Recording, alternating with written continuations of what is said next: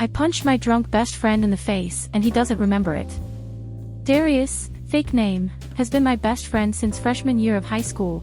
We always had a special connection. Maybe it was because he was gay and I was a lesbian, so there were no expectations we had of each other. He is the closest thing I had to a brother, and with him being younger than me, I felt a responsibility over his well-being. Over the past few years, Darius has turned into an alcoholic with additional addiction problems. Over the course of these years, I did everything that I could do to try and get him help, but none of it worked. He didn't want it for himself, and that is the only way that it can successfully work. I resorted to distancing myself from him, but still trying to make time to spend with him. Yesterday he was drunk, yet again, but drunk to an extreme level, drunk to the point he tried to rip my shirt off of me because he was turned on, so I punched him in the face as hard as I could and left. I've always preferred to be passive and patient with people. I never yell, I never get visibly upset, and I especially don't like to fight people. But it happened. He doesn't even remember it happening. He just thinks that he fell and hit his face. Yes, I defended myself. Yes, I have a right to be angry, but I also hurt someone that I cared deeply about and have finally realized that he is not the same person that I used to be close with anymore. I hid my field trip money in someone's desk so they would get in trouble. Definitely a prick. I was in 5th grade, about 10 or 11 at the time. This girl named Caitlin had been the weird one in our grade, wore cat ears and ate the big pink erasers. She would always get on my nerves since she sat behind me in every class, either purring or spiting erasers around the room at people, including me on occasion.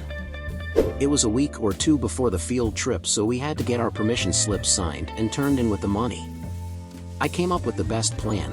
I would put my envelope in her desk before we went out for recess, so by the time we came in no one would think I put it there. I would pretend cry and tell the teacher that my envelope was missing and who I thought took it. The beginning of the plan went perfectly. I successfully put it in her desk and went on my happy way to recess. All I had to do was fake being upset. We got inside and I immediately ran to my desk pretending to search for my non-existent permission slip. Crying, I ran up to my teacher and told her that I saw Caitlin steal it before recess. Our teacher searched for it in Caitlin's desk, coming up empty-handed. I was beside myself, completely shocked and confused, knowing I put it in her desk. Little did I know Caitlin already found it and stashed it in the classroom to take later. My teacher never found it, so I ended not being able to go on the trip for insufficient funds. I got mad at a waiter, but did not know that she did not understand what we were saying. My family were at a restaurant today morning. We asked if our order could be expedited. Meaning, make an action or process happen sooner or be accomplished more quickly. She thought we wanted a refund and refunded us. We were confused when she returned us our receipt and she told us that she refunded our order. After we explained to her what it meant, we realized that we would miss our flight if we put in another order, as there were many people ahead of us, so we opted to leave.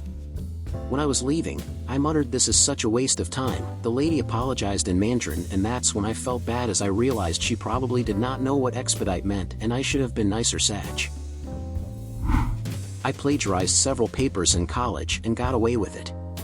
When I was a kid, my teachers would always fearmonger about how plagiarism is not accepted in college and that I'd be punished if I tried it. Turns out they were wrong, because I plagiarized at least 5 papers in college and got away with it. Most egregious was my law final, where I copied and pasted material from multiple websites. Out of 11 pages, only 1 was actually written by me. I also used the same paper for 2 different classes and reused a paper I wrote in high school.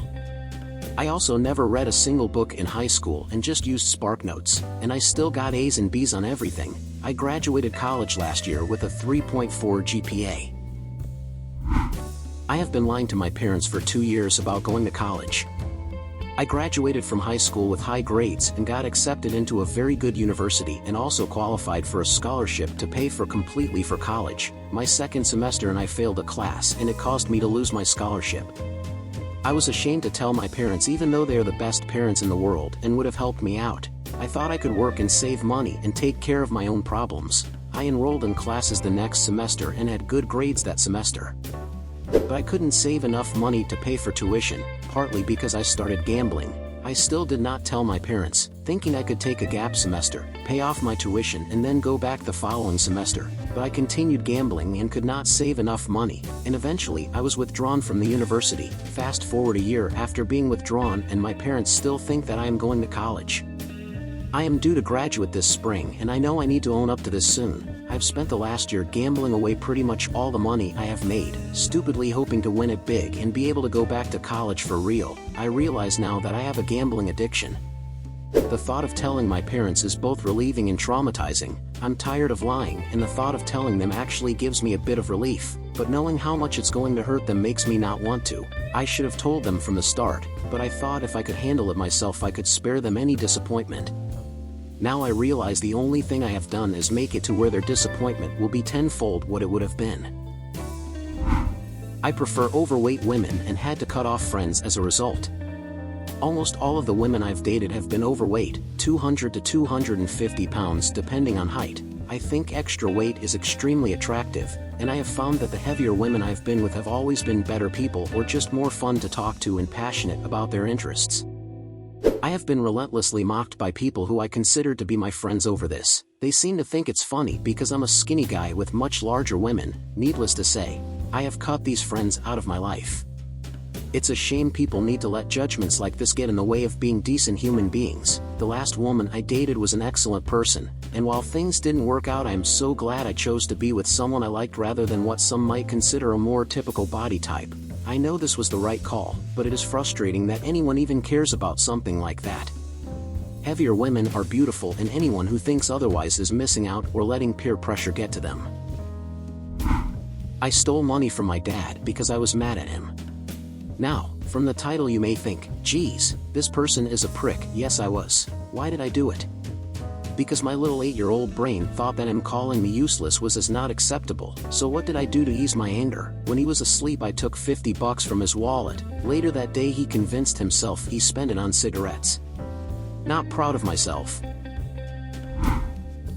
Okay guys, this is the end of the video. If you liked it, you can subscribe and share your thoughts in the comment section.